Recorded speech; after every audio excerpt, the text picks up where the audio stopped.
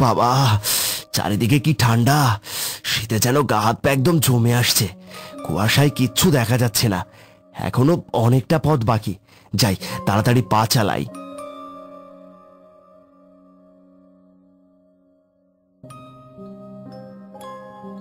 হঠাৎ এমন সময় আমার হাতের টর্চটি বন্ধ হয়ে যায়। এই যা হয়েছে, টর্চটাও না। কয়েকবার টর্চের সুইচ চেপেও কাজ না হয় গালে হাত দিয়ে ভাবতে থাকলাম, কি হবে এখন? আমি এখন বাড়ি যাব কিভাবে? সাহায্যের জন্য তো কাউকে পাওয়াও যাবে না। গ্রামের মানুষ এমনিতেই সন্ধে লাগলে ঘুমিয়ে যায়, আর তার মধ্যে শীতের রাত।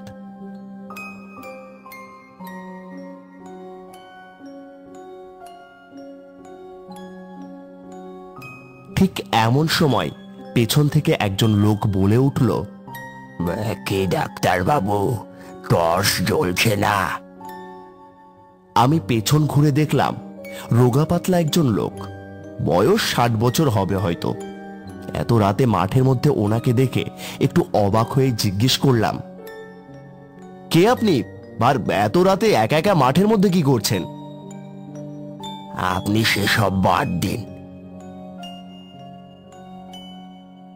এই বলে আমার হাতে একটা টর্চ লাইট দিয়ে বলল, এই নেন ডাক্তার বাবু। অপরিচিত একজন লোকের থেকে এইভাবে কোনো কিছু নেওয়াতে একটু অন্যরকম লাগছিল। লোকটি আমার ভাবসাব বুঝতে পেরে আমাকে বলল, আরে নেন নেন, আপনি কত মানুষের উপকার করেন, আর আমি এই সামান্যটুকু উপকার করতে পারবো না? লোকটির কথায় আর না করতে পারলাম না। তার উপর আবার অন্ধকার রাত, না নিয়েও উপায় দেখি না। তাই এক প্রকার বাধ্য হয়ে টর্চটা নিলাম।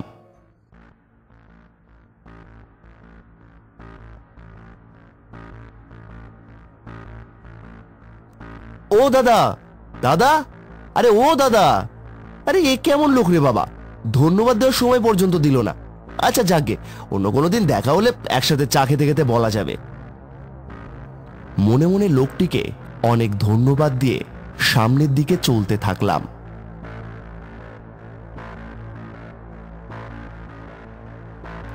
বেশ কিছু দূর যাওয়ার পর গ্রামের বটতলার ওই শ্মশানটি সামনে আসলো।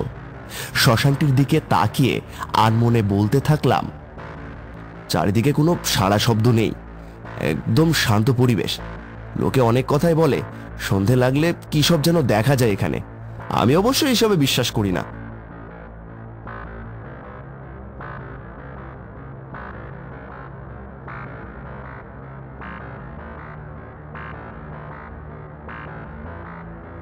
ভাবতে ভাবতে বাড়ি চলে আসলাম।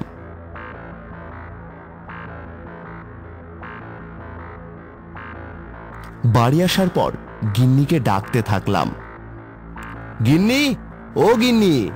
মনে হয় ঘুমিয়ে গেছে, রাত তো আর কম হলো না।